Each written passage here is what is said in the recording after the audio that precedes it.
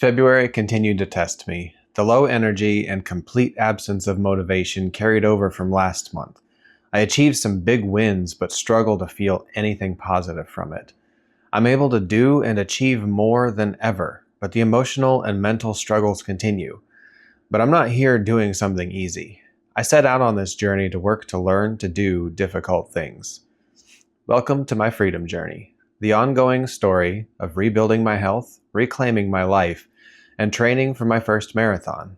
This is where I share the wins, the setbacks, and the truth of what it takes to keep moving forward. Let's take a look at this past month's numbers.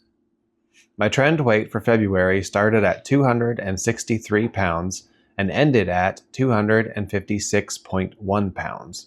That's down another 6.9 pounds, averaging about 1.7 pounds per week. I averaged 1,794 calories a day, with macros averaging 161 grams of protein, 70 grams of fat, and 138 grams of carbs. And my average steps stayed about the same, averaging 7,300 a day in January to 7,400 a day in February. So, just like last month, even though the road has been incredibly rough, my numbers are still heading in the right direction. I just wish that I felt better about it. There's a lot for me to be excited about, but I'm struggling to celebrate. I can put a mask on and celebrate with or around other people, and that's part of why I share with friends what I've achieved. But when I'm alone with my own thoughts and feelings, those moments of happiness, joy, or excitement pretty much just drop away. I mean, those are all things that I have really struggled feeling about myself in the past, so it's likely that this is something that I'll have to put in time learning, but it certainly doesn't make being in the middle of the process any easier. I mean, I'm supposed to have a reward loop going, feeding in that dopamine and driving these wins and work, but it seems like I have to put in just as much work trying to feel the rewarding experience of achieving the goal as I do actually achieving the goal itself. And let's stack on top of that struggles with perfectionism, telling me that I'm still not good enough, or I'm still not there yet. I want to take a small step back and look at the big why for me bringing this up.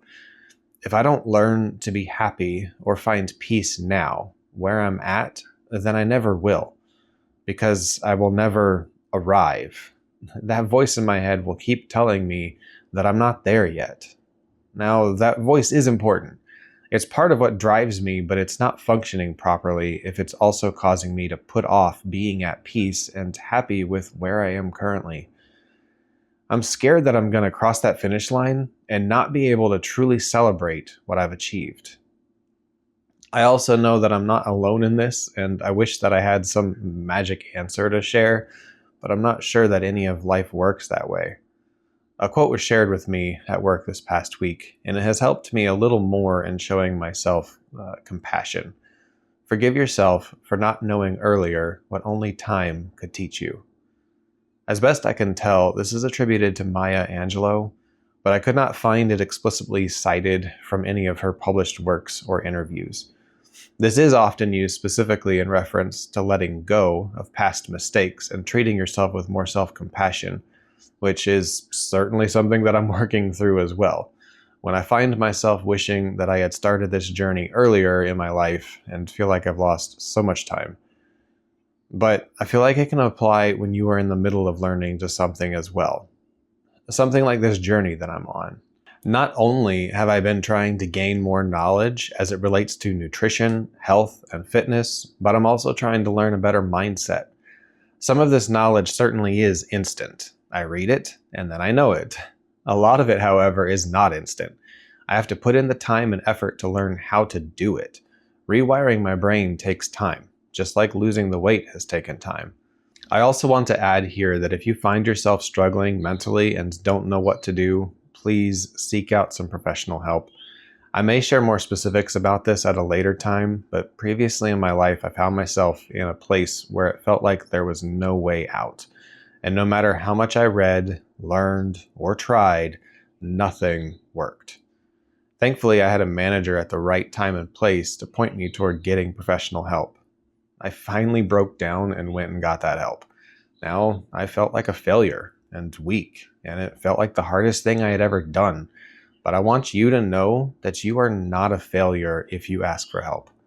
Asking for help in a situation like that is one of the most difficult things you can do, and you are strong for taking that step to ask for help. We can't do everything on our own, and if nothing has been working, it's time to try something else, no matter how incredibly uncomfortable it is. We've come a long way as a society when it comes to talking about mental health and getting help, but I think we still have more work to do to make it something normal and accepted.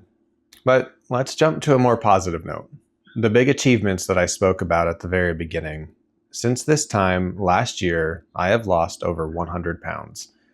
Also, this past Saturday, I ran a 5K without stopping. When I first started this journey, I could barely walk around my neighborhood. Stairs were my nemesis. I tried using the Couch to 5K program, and I hurt myself so bad that I could barely walk for a couple weeks. I actually joked with my son that I needed the bed to couch program first.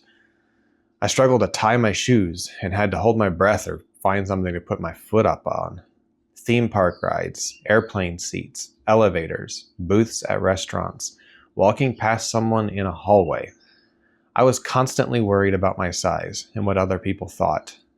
I mean, talk about the humiliation of waiting in the longest line of a roller coaster so that you can sit up front to only find out that you don't fit and have to get off in front of all those people. That was not a fun birthday. When you've got all that negative going on, it's no wonder that it's difficult to cut back on the one thing left that helps you feel good. I'm here to say that I'm glad that I did cut back on the food and start moving more. I struggle now to make life easier for future me. Now, none of it has been easy, and I've still got a lot of emotional and mental work to do, but I'm feeling better than I have in years, and I'm excited to see what next year's worth of transformation looks like. I mean, some muscle definition is already coming in, so I may have to start flexing in those progress photos. And that's February. Down another 7 pounds, straight mileage running increasing, and continued work on myself as I learn how to accept this new identity that I have been creating. The main goal for March is to continue with the consistency that I have been building and to continue learning how to celebrate my wins and achievements and find peace with where I'm at.